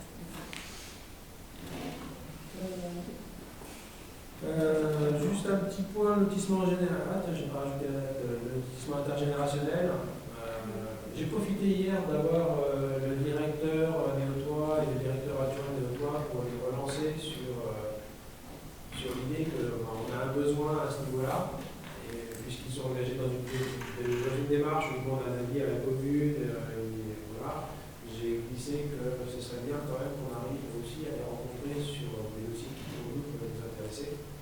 Nous avons lancé plusieurs fois déjà. Ouais, je sais, mais voilà, j'ai relancé directement au directeur. Donc peut-être que voilà. Il ne fallait pas juste nous faire l'occasion quand même. D'accord. Donc il était là, du coup je l'ai pris, et puis c'était directeur agent. Il n'est pas du SAPCT. Il parle, mais il a pris mes coordonnées et normalement les services doivent voir. C'est à vérifier, mais on ne lâchera pas le morceau, je suis un peu têtu. Et on a un rendez-vous avec Espacil. Et on a un rendez-vous, voilà, je vais renoter le rendez-vous, j'ai oublié. Le 4. Vendredi 4 juin avec Espacil, toujours pareil, pour évoquer ce projet de lotissement social intergénérationnel. Voilà. Ils ont des structures qui s'appellent ELENA. Et donc, Le concept de maison Elena, qui est développé par Espacil. Donc voilà, ça c'est un point. Le plan France Jeunesse, on a fait. Voilà, c'était un petit peu ça. Il y a d'autres choses à dire sur non, on a un plan en jeunesse entrevu, je ferai peut-être un débrief plus tard, quand on sera vus tous ensemble. J'ai reçu un mail hier sur la commune de La Boixière qui envisage de constituer un atlas de la biodiversité. Et donc, du coup, ils ont envoyé un mail pour savoir si ça pourrait nous intéresser de participer à cet atlas de la biodiversité. Je n'ai pas plus d'informations, ça date d'hier. Donc, du coup, je ne sais pas, mais est-ce que, juste comme ça, bon pour point, est-ce que constituer un atlas de la biodiversité à l'échelle de la commune, est-ce que ça vous semble une démarche intéressante ou pas? Ça rentre un peu. Ça rentre complètement dans le DT, parce qu'en plus, l'école publique est dans un projet depuis 2 ans pour l'obtention du label éco-école. L'année dernière, ils ont travaillé sur l'eau et alors ça a été finalisé assez rapidement vu qu'il y a eu le Covid après et du coup le confinement. Là, cette année, ils partent sur la biodiversité. Et c'est quelque chose qu'on va pas mal développer. L'Amicale laïque aussi a prévu une manifestation de printemps autour de construction de cabanes de serre. Mais au final, il y a quand même pas mal de partenaires qui vont... Même l'école privée. Et l'école privée aussi a des projets autour de la biodiversité, donc c'est peut-être une question. Donc ça vaut peut-être le coup de discuter un petit peu avec eux. Oui, c'est ce qui est marqué dans le premier paragraphe. Ils lancent la réflexion et les démarches pour être prêts pour le prochain appel à projet de l'Office français de la biodiversité qui devrait sortir à la fin de l'été, début automne. Donc on est toujours dans le truc un peu seul, mais ça va devenir. Ah, c'est l'appel à projet. Bon, au moins je me demandais un petit peu plus d'informations. Ouais, c'est intéressant. Et d'ailleurs, par rapport à ça, moi j'avais noté des choses qui sont sorties du PDT par rapport au fauchage. Et je voulais en reparler aussi. J'ai cru. Vous avez fait une réunion, je ne sais pas si on en a parlé en réunion bureau, si j'ai vu ça sur les lettres hebdo, tu nous envoies. Il y avait une réunion, il y avait une réunion, c'est ça, pour parler du fauchage. Ouais, alors moi j'avais 2-3 questions parce que là je vois déjà le lotissement, je constate que les herbes sont hautes comme ça, ce qui n'arrivait pas avant. Donc je sais pas, voilà, je voulais questionner par rapport à ça. Et c'est surtout, il y a plein de collégiens en fait qui montent. Alors, moi je vois que c'est axé là, mais en parlant avec Aurore, elle me dit qu'au final, dans sa campagne c'est pareil. Les collégiens qui ont pour habitude de marcher dans le fossé pour se rendre à la bus, là au final il y en a beaucoup qui marchent sur la route parce qu'il y a de l'herbe jusque là. Donc, alors je sais pas, est-ce que vous pouvez nous faire un retour déjà sur cette réunion fauchage? Voir, vous aviez prévu peut-être d'en supprimer un, c'est ça, à l'automne? Non, pas supprimer. Non. Mais on a discuté avec Didier et Jonathan, avec l'autre jour. Quand il s'agit que du fauchage des accotements, pour tout ce qui est sécurité, on pense que c'est, a priori, c'est Didier et les services techniques qui feront. Ouais, Donc là, on arrive au moment où ça, le problème de sécurité commence à climat parce qu'on a nous un petit peu de matériel, on a une dépareuse mais qui est un petit peu petite et qui n'est pas forcément optimale dans son fonctionnement. Et donc il faut du matériel avec la climat, qui a du matériel qui va bien, et donc on pourrait aider pour faire tout ce qui est sécurité et d'avoir des intersections, des virages, des visibilités, des choses comme ça. Donc ça c'est en cours, donc ça ne ferait pas D'accord. et puis après effectivement, tout ce qui est le fauchage de talus en particulier, pour ça, il n'y aura pas d'équipement, il faudra qu'on fasse ça. Ok. Et donc, nous, on parlait de ça ce soir en PEDD parce que si aussi on fait le choix de moins faucher sur certaines zones, il y a des communes où ils mettent des panneaux en fait pour expliquer en fait que c'est volontaire. Et ben, voilà. Alors j'ai reçu, d'abord le point suivant, j'ai reçu, donc on a reçu un mail du bassin versant de l'île des Dinets et de la Flume, des DIF, et qui propose un certain nombre de panneaux qu'on peut utiliser pour marquer des zones. Donc ici ça butine, les différents tons, le semis en pied de mur, le fauchage d'automne, le plan de glace, l'entretien des terrains de sport, l'entretien des cimetières, et ainsi de suite. Puisque le cimetière, c'est aussi une problématique sur laquelle on s'est penché l'autre jour avec justement les services techniques, essayer de trouver des solutions.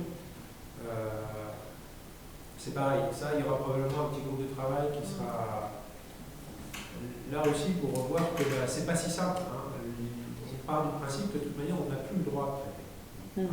C'est pas parce que c'est encore autorisé pour les services techniques, dans 1 ou 2 ans, c'est plus autorisé. Donc autant s'engager dans la démarche maintenant, mais du coup, se pose la question effectivement de l'entretien du cimetière. Alors l'autre jour,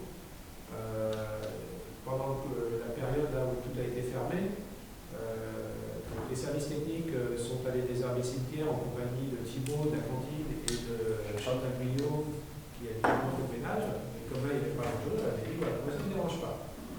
Donc ils y ont quand même passé pas loin de 45 heures cumulées pour au final, le cimetière n'est pas fini. Donc c'est énormément de temps. Alors après, il y a plein d'idées possibles. Il y a, dans le sens de la coopération, de l'échange, il pourrait y avoir des après-midi, des herbages, et ainsi de suite. Mais il y a peut-être aussi une démarche à engager pour faire en sorte qu'on ait moins de soucis. Donc ces démarches-là, c'est parfois soit certains équipements mécaniques, soit tout simplement remettre en gazon des zones. Donc Dominique est en train de travailler avec les services techniques sur ça, y compris sur les plates-bandes dans certains lotissements. On voit qu'il y a des copeaux de bois, mais pas assez sur des épaisseurs qui sont ridicules. Du coup, c'est que des herbes qui poussent un petit peu n'importe comment. Donc très probablement que toutes ces zones-là repasseront en air, en gazon, avec une bande avec des petites fleurs. Ça, c'est la deuxième phase. Mais effectivement, c'est ce qu'on a eu l'occasion d'en discuter. Et même les cailloux autour du relais des cultures, ça donne un aspect assez sale et pas fini, alors qu'ils y passent un temps de dingue. Voilà. Il n'y a pas du tout à la main et à temps. genoux. Et c'est vraiment du temps qui n'est pas optimisé pour un résultat qui en plus est absolument pas. Et qu'il faut commencer régulièrement. Ouais, et absolument pas joli, quoi, tout simplement. Donc c'est Les- vrai qu'une les remise en massifs, mer, au moins dans un premier temps. Les massifs, c'est joli, mais faut les diminuer. Et puis moi, je préfère. Au moins remettre de l'herbe dans un premier temps. Tout le monde a pu voir au Pôle Santé, les chardons, ils sont comme ça. Mais malheureusement, ils font deux, Didier Jomadon, ils ne peuvent pas être partout. C'est pour ça, ouais. Le pont de la Lausanne, le pont de Verger, le pont de terrain de foot une fois par semaine. À mettre des Non, mais panneaux, là, c'est- ils avaient prévu aujourd'hui, mais il a pas pu mettre des panneaux postes. Ouais, mais il y a quand même une répartition. Moi, le lotissement, moi, ça fait 7 ans que j'habite là. J'ai jamais vu l'herbe de l'autre comme ça. Là, Non, quand parce tu vas qu'avant, juste derrière. même avant, c'était la c'est pas- chansonnière, Marie Maintenant, C'était quoi La chansonnière. C'est un privé. Ah, Non, pas sur la rue Paul Sébillot. Pas sur la rue. Non, c'est la commune, là, depuis longtemps déjà. tu vas juste, en venant à pied là tout de suite, là, tu vas Oui. devant le petit immeuble là, même derrière le relais des cultures. L'herbe elle est là. Alors, Ouais. moi, je suis pour la biodiversité, il n'y a pas de problème. Après, en ce moment c'est un peu compliqué parce que même chez moi, l'herbe est haute comme ça alors que ce n'est jamais le cas. C'est qu'il faut avouer que moi, ça fait 2 ou 3 semaines que il y a un peu de temps qu'il fait, mais à un moment donné, il pouvait tous les jours, il faut que ça sèche un peu si on ne veut pas être trop embêté. Oui, mais il y a quand même une organisation, parce que c'était pas le cas avant, donc c'est que ça s'organisait différemment. Non, mais ils ont fait plus grand, si tu veux, Marie, ils se sont retrouvés avec. T'as les lotissements, hein. Ouais, c'est ça. Ouais. T'as les lotissements maintenant. Oui, c'est ça. C'est qu'il y a aussi d'autres lotissements. Et ça, cette chose-là, elle va être réglée Ouais. au mois de septembre. Si on refait des bandes enherbées, on va pas planter de verre à la période là, on arrive à l'été maintenant. D'où l'intérêt d'optimiser des endroits et pas gâcher 45 heures à des Des fois, c'est une semaine qu'ils ont Ah. passé à juste arracher, voilà, à arracher des Mais herbes pour en plus, des fois, un dans résultat qui n'est même pas forcément satisfaisant. bah, non, parce que c'est Et après. Et puis quelque chose qu'ils vont en refaire le mois d'après. Là, l'année dernière au confinement, comment il s'appelle, monsieur qui était en Villette là, monsieur Lestard avait déshervé toute la rue Sébillon. Parce qu'effectivement, au niveau des trottoirs, au niveau du goudron, ça repousse, il y a des herbes. Ouais, mais les gens, Ça, c'est à refaire effectivement très rapidement. Puis après moi, j'ai envie de te dire, on a tous pris l'habitude d'avoir des choses vachement propres, tu vois, Oui. la moindre petite herbe pour la. Oui. Non, enfin, juste milieu, c'est juste ça en fait. Parce qu'après, effectivement. Ouais, il y a un équilibre à trouver. Ouais. C'est ça. Des habitudes à changer, un équilibre à trouver, peut-être autre chose. Mais là, pour le coup, effectivement, le fait de faire des zones bien ciblées, de mettre des panneaux, que ce soit volontaire, assumé et informé au niveau des anciens. Donc ces panneaux-là, d'une manière générale, sont gratuits. Donc ce que je vais faire, c'est que je vais vous les envoyer. Mais c'est quoi? C'est des panneaux physiquement que tu Un disposes? plan sur le quai. Et La ça, c'est commune de gratuit? Cesson, ils en ont mis Et pas mal. si tu vas assigner, si tu vas les retrouver dans Oui, ce répartition. ça m'est arrivé d'en voir, mais. Et donc ils peuvent être payants si vraiment. Voilà, mais de base, le D'accord. principe, c'est qu'ils sont gratuits. Donc ils fournissent. Ouais, c'est pas grave. C'est Donc top. ce que je vais vous proposer, c'est je vais vous envoyer la liste Ouais, ouais. avec les images, et puis vous allez me renvoyer ce qui serait bien, pas bien, etc. Et puis on fera la photo, et puis voilà. Ok. Ouais. Et puis, comme les enfants ont un projet Jardin. de faire amener des Oui. fleurs mellifères, je pense Alors, qu'on peut peut-être leur oui. mettre un petit panneau comme ça. Par exemple, d'où l'intérêt. Alors le PDT, par exemple, là, puisqu'on va axer aussi sur la biodiversité, il y a des carrés de jardin qui ont été mis en place par le Puresco, pardon, et Bertrand aussi du CM1 va en mettre aussi. Et il va y avoir des plantes aromatiques qui pourront être utilisées, par exemple, près d'Alice, qui est au restaurant scolaire. Enfin, voilà, le but, c'est vraiment de mutualiser, de faire des actions pour le jardin partagé de l'école privée. Et justement, c'est un point qu'on a abordé aussi tout à l'heure en PEDT. S'il doit y avoir des zones aussi comme ça, peut-être que les enfants pourraient participer à mettre les graines. Mettre les graines, c'est facile. Ça pourrait jouer dans la réorganisation de la cour plus végétale que un peu plus vite aussi. Donc ça, vraiment, c'est des choses qu'on peut vraiment mettre en lien avec la jeunesse, quoi. On est d'accord. Ok, donc je vous envoie ça et puis vous m'envoyez les retours. La conférence alimentation, donc ça c'est un sujet qui revient, Dominique. Alors donc, une fois que nous avons été élus, j'ai découvert qu'il y avait une proposition de faite par le CLIC, le CIAS, enfin une demande qui avait été faite par la municipalité avant, qui s'appelle des ateliers. Là en l'occurrence, il y a régulièrement des thèmes différents en direction des personnes âgées et handicapées dans le cadre du CLIC. Et là, il avait été réservé des animations autour de la nutrition. Alors c'est l'Arlésienne puisque c'est quelque chose que je porte depuis le mois de janvier, au moins, et qui est reporté au fur et à mesure des confinements. C'est pas terrible hein, pour réussir à mettre en place un projet. Et en plus, on rajoute à ça le fait qu'effectivement, les gens, on ne les a pas vus, on n'a pas eu l'occasion de... Il n'y a plus de club, il n'y a pas eu de repas des aînés. Donc pour mobiliser, c'est un peu difficile. Donc actuellement, pour finir, j'ai fini par garder le créneau au mois de juin, parce qu'on me reproposait autrement octobre et novembre. Je me suis dit, oh là là, on ne sait pas ce qui se passera. Donc les dates, ça allait jusqu'à fin juillet, c'est peut-être un peu risqué, mais on prend ce qui existe aujourd'hui, maintenant. Voilà. Donc à partir du 14 juin, il y aura une première conférence qui sera effectivement sur l'alimentation de manière générale. Et puis après, il y a des thématiques sur lire les étiquettes, consommer malin, l'alimentation et le rythme de vie, l'alimentation capital osseux, les risques de diabète, tout ça. Et donc avec des professionnels de l'alimentation, des petits tests animés. Donc ce sera dans les règles sanitaires. Pour le moment, c'est encore 10 personnes maximum dans la salle. Mais pour le moment, je n'ai pas 10 personnes inscrites. Donc ce que je proposais éventuellement, j'ai demandé à Cathy de faire un petit truc, mais ce sera peut-être de vous renvoyer en fait l'affiche avec le petit topo derrière, aussi en version numérique. Et pourquoi pas que vous diffusez, si vous connaissez 2 ou 3 personnes qui seraient susceptibles d'être intéressées, vous diffusez aussi.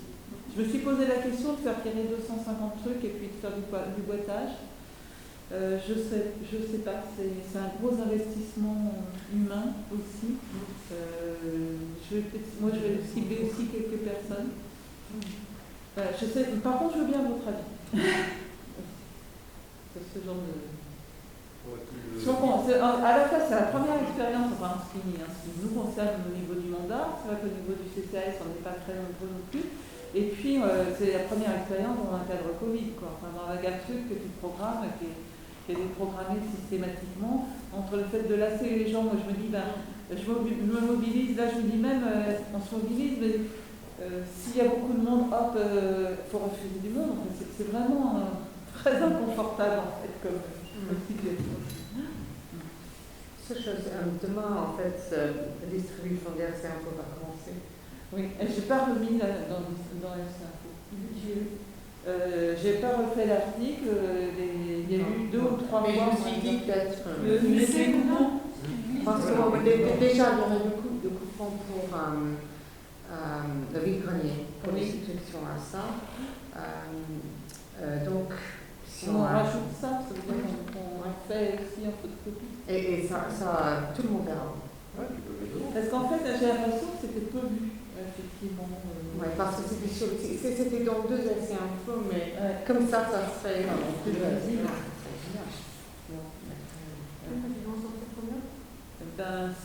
Alors, la difficulté, c'est qu'il y a à peu près 250 personnes qui pourraient être concernées.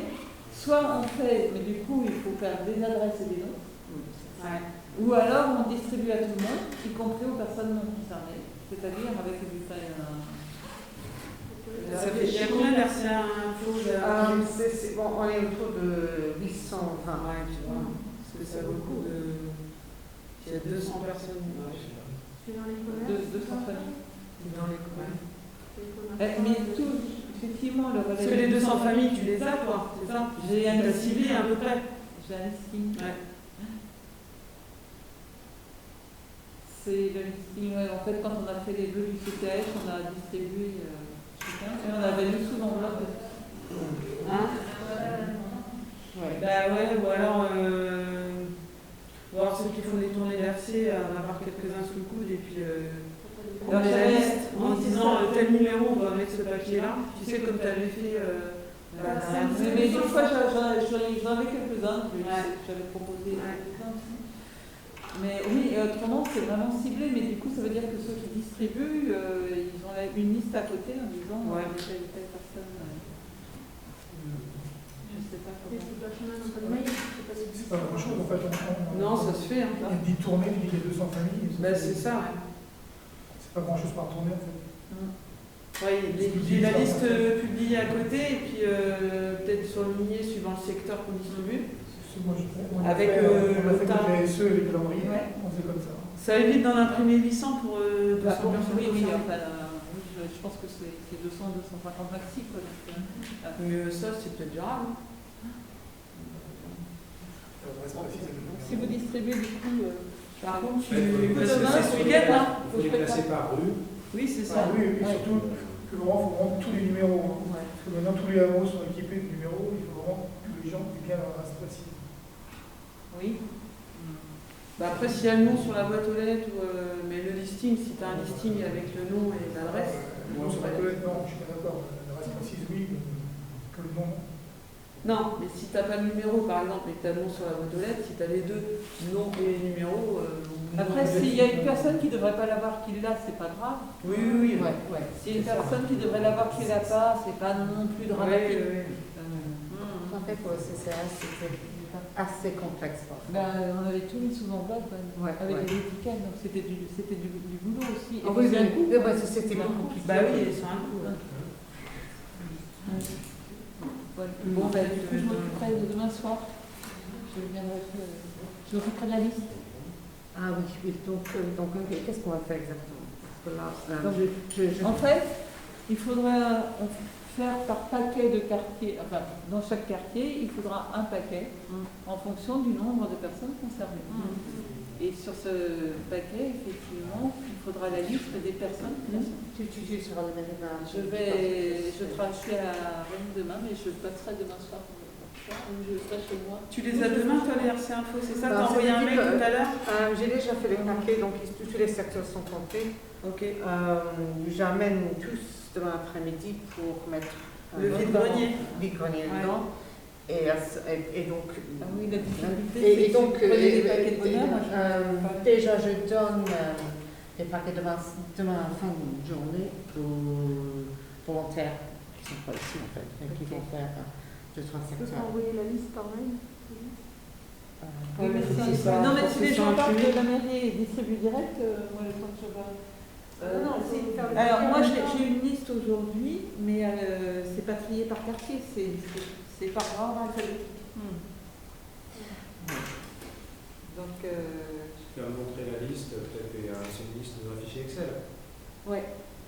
Parce que je peux le. Tu vas nous faire un petit tableau dynamique là? Parce que c'est pas trop dur de cibler en fait tous les lieux-dits et puis bon, en fait ce lieu-dit il a deux à livrer. C'est présenté aux personnes qui ont fait le montage. Oui. De identifier le lieu-dit au lieu de juste boîte à lettres comme ça. En fait. Oui, mais ils ont vraiment cherché les 2-3 dans chaque lieu-dit. La difficulté, c'est qu'il faut qu'on mette le nombre d'affiches qui correspondent. On va voir ça. Oui. Oui, ça, et puis. On va faire des petites extractions Juste 2-3 petites choses qui restent là. Organisation de la fête de la musique. Il y a eu une petite réunion cette semaine. On en est où? En commission association et puis animation, en fait, on s'est posé la question, étant donné le protocole de Salège, est-ce qu'on peut lancer une fête de la musique? Donc, du coup, on est un peu tardif parce que forcément, ça vient de s'alléger du 3 mai et après il a fallu qu'on se voit et avec les associations, on les a contactées pour savoir elles ce qu'elles en pensaient. Déjà, parce que de toute manière, même si nous, municipalité, on a envie de le faire, on le pense. Mais derrière, est-ce que les associations, elles sont prêtes à le faire? Parce qu'en fait, la plupart étaient quand même à l'arrêt. Alors, la pétition à l'arrêt, aussi. Et puis, en fait, elles sont assez partantes pour qu'on fasse une organisation assez légère avec un décalage de date pour passer après le 30 juin où les rassemblements debout lors des concerts sont autorisés. Parce qu'avant, en fait, il faut être assis. Donc voilà, les associations sont plutôt partantes avec une petite programmation qui serait proposée de 19h à 23h30 à peu près. Et puis, avec des déambulations de 2 associations de musique dans les rues, en fait, pour montrer qu'il y a un événement qui va se faire sous le hangar. Et puis après, l'Agora qui proposerait l'école de musique qui a accepté de venir, qui souhaiterait venir, avec les adultes. Et après, les galeries et l'association guitare de l'Agora qui proposerait 2 passages ou 3 et avec des groupes qui connaissent. Mais sans grosse. En fait, on avait aussi l'association d'Attitude qui était partante, mais comme nous, on est un peu en dessous des eaux, on ne sait pas trop si on se lance. C'est quand même délicat, de rien. Les fêtes de la musique, on n'en entend pas beaucoup parler. Et en fait, on n'a pas eu beaucoup d'informations en mairie. Si les fêtes de la musique peuvent se tenir, en tout cas avant Et les buvettes. Et les buvettes, surtout une buvette qui peut ramener du monde, en fait. C'est là où on hésite. Si on se dit qu'il y a buvette, ça va forcément ramener beaucoup plus de monde. Est-ce qu'on a en capacité, est-ce qu'on veut accueillir le monde et que il y a des lieux de rassemblement importants sans masque. Mais à l'IFRE, ils font un truc ou pas? Alors à l'IFRE, ils ont une organisation. Non, en fait, ils font de l'informel, c'est-à-dire qu'ils n'ont pas du tout informé les gens, pas de communication. Et en fait, sur le marché, il va y avoir des groupes de musique le jour où il y a le marché. En fait. Donc, tu vas au marché, ce jour-là, tu as de la chance, hop, il y a de la musique dans le jour, sur la place de la mairie. Et puis aussi, ils ont devancé le problème en utilisant pas mal de groupes, en les filmant et en mettant à disposition le concert le soir, la fête de la musique. Ah ouais. Il reste sur un schéma. Il reste sur un schéma. Les gens vont voir. Après, quand j'ai contacté l'IFRE, ils m'ont dit par exemple, sur la communauté commune, Saint-Aubin-du-Cormier avait, elle, vu les choses comme si tout ça faisait, et donc du coup, ils ont une organisation où vous avez de la musique tout à fait normale.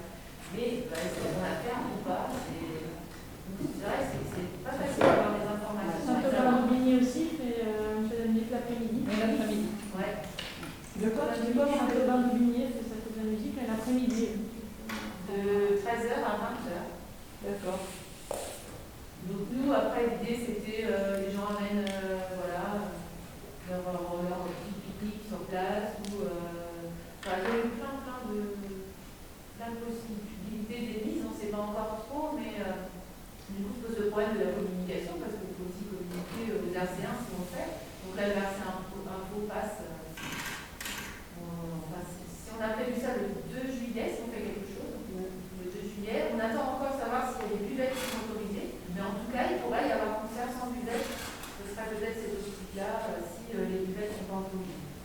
Peut-être dans l'Info, il n'y a pas de com là pour l'instant. Là, il n'y a pas de com qui va passer en juin. On s'est vu mardi. La seule chose qu'on demandera, c'est peut-être celui de juillet, qu'on puisse le mettre de manière à ce qu'il arrive dans les boîtes dès le premier. Ça paraît compliqué, mais ça serait peut-être le challenge du mois. Ça limitera peut-être les On avait parlé avec Cathy, on peut le faire avant. faire, hein. Le faire avant. On peut l'anticiper un petit peu par rapport. Ah oui, C'est pas plus grave. Mais voilà, pour l'interrogation, on vous interroge aussi là-dessus, qu'est-ce que vous en pensez? Après, à partir les rassemblements sont autorisés, mais les organisations sont soumises à une demande en préfecture malgré tout. Alors, on voulait aussi peut-être faire 2 scènes pour dispatcher aussi un peu les gens, mais ça peut du coup demander une déviation. Oui. Donc, voir, on ne peut pas être trop autour de la même scène. C'est pas beau. Si tu fais pas beau, il faut un bar maintenant. Ouais. Mais il n'est pas acheté. Non, voilà. Et juste, vu qu'on est dans l'événementiel, Nami Cadaille qui organise un vide-grenier, c'est ça? Qui va être distribué dans les tracts là. Oui. Comment ça se goupille ça? Et Alors, ils voient ça comment la Micalaïque, en fait, a priori, les premiers vont être possibles avec. Alors, on ne sait pas là non plus si jauge ou pas jauge. Actuellement, les informations seraient qu'il y aurait une jauge. Moi, les dernières que j'ai vues, c'était ça. C'est hyper compliqué en fait de lire les infos Covid. Alors, donc, du coup, ils seraient partis sur un sens unique sur leur vide-grenier. Oui. Un sens unique, et puis de comptabiliser les entrées et les sorties via une application à chaque entrée. En fait, ils ont appuyé, en fait, tout se met en lien entre chaque entrée, et ils peuvent savoir combien ils vont de personnes sur leur vide-grenier. Après, chaque exposant sera forcément aura toute une information. L'exposant devra dire aux gens de ne pas toucher, juste les yeux, et s'il veut toucher, une petite désinfection de l'objet et un lavage des mains sur chaque stand. Mais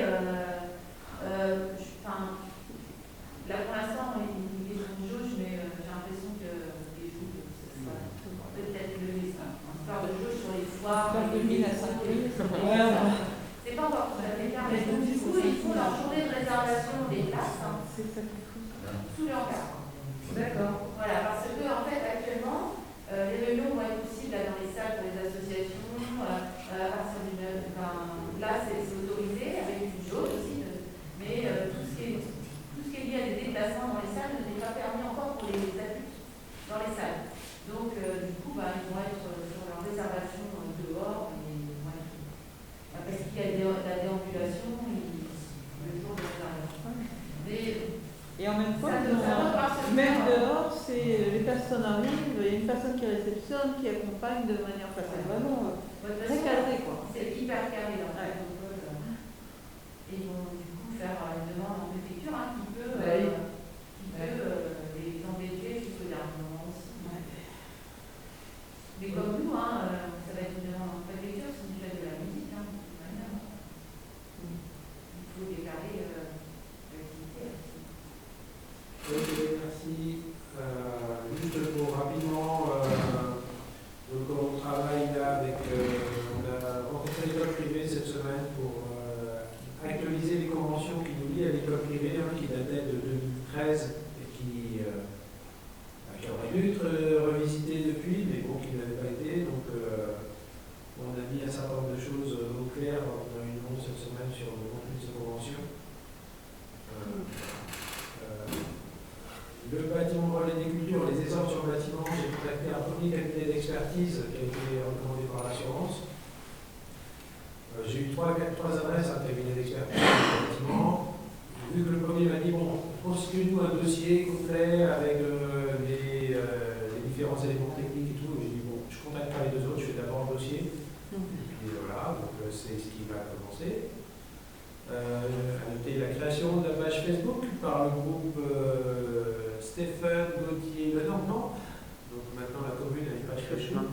La motivation première, c'est d'amener de l'info plus rapidement qu'avec RC Info, ou en tout cas de permettre aux gens de s'abonner et de recevoir des choses qu'on va pousser vers eux. Mettre les offres d'emploi pour enfants jeunesse. Voilà. Cherche C'est animateur aussi des dans le offres cadre d'emploi. d'une animation qu'il va y avoir autour du vélo. À la rentrée, c'est ça, Olivier? Moi, c'est toujours covoiturage. Covoiturage, pardon. Covoiturage, Ouais. C'est autre chose. On n'a pas encore un article dessus, mais... Donc, effectivement, il y a 2-3 journées orientées pratique vélo, là, le 29 mai, 5 juin et 28 juin, je crois, sur les 3 communes du centre, Interco.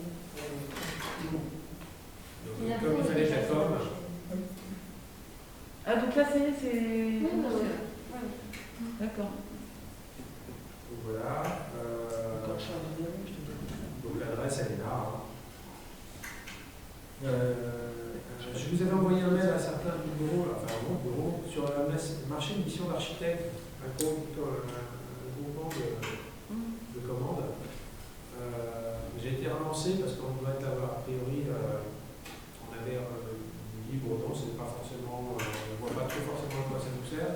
J'ai été relancé, en priori, on est la seule commune qui n'adhère pas. La personne qui m'a contacté m'a dit qu'il ne faut pas perdre les que ça ne vous engage rien du tout. C'est vraiment au cas où un jour quelque chose le besoin pourrait se manifester.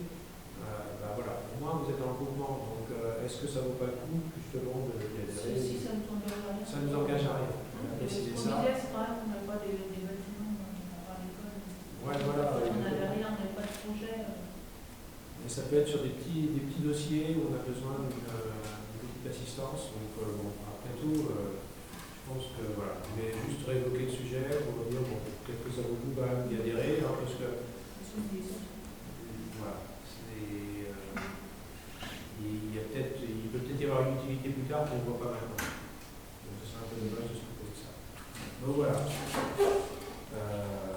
Et puis, est-ce qu'il y a autre chose derrière? Eh bien, il n'y a rien derrière. Oui. Les élections. Ah oui.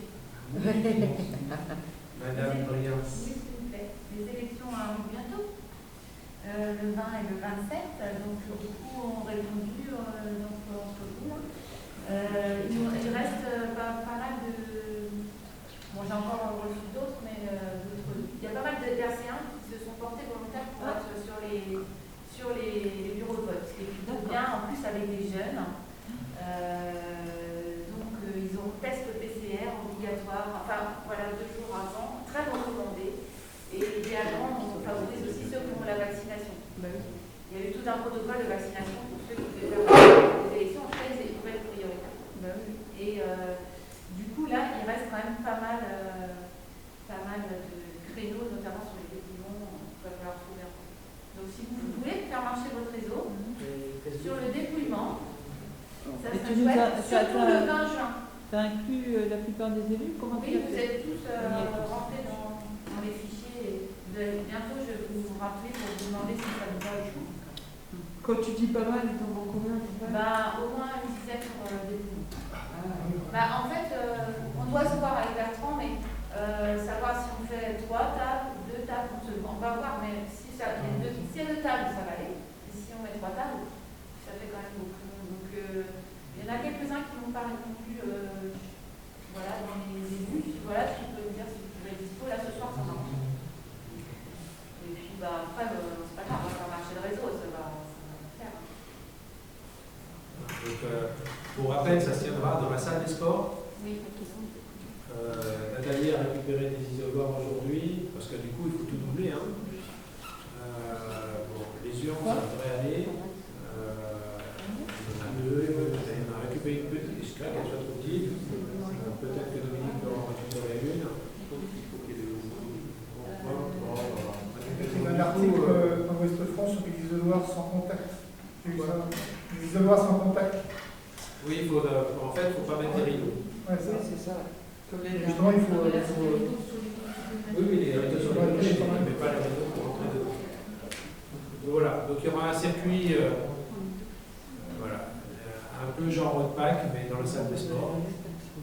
Les autres packs d'un salle de sport, ça va être ça. Tout va être bien fléché et tout. Donc on va avoir un peu de com à faire aussi un petit peu en avance, parce que c'est vrai que le bureau de vote habituellement est ici. Hein. Donc il ne faut pas que l'élection peut être mise en danger si les gens ne savent pas où aller voter. Donc, tu nous en donnes un tableau,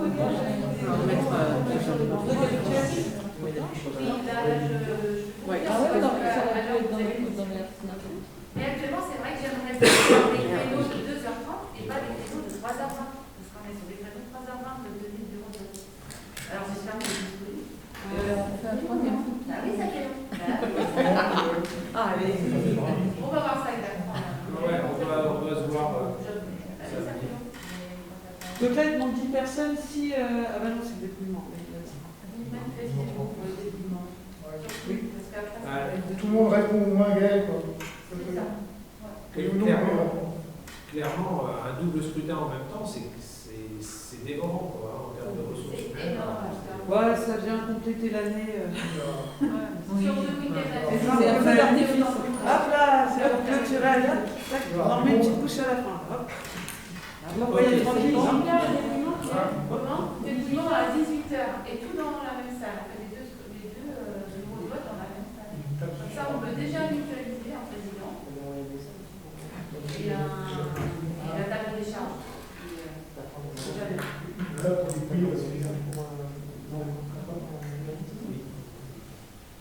Une table pour dépouiller chaque. Ok. Je vous remercie. J'arrête l'enregistrement. Il est 22h09, le conseil municipal.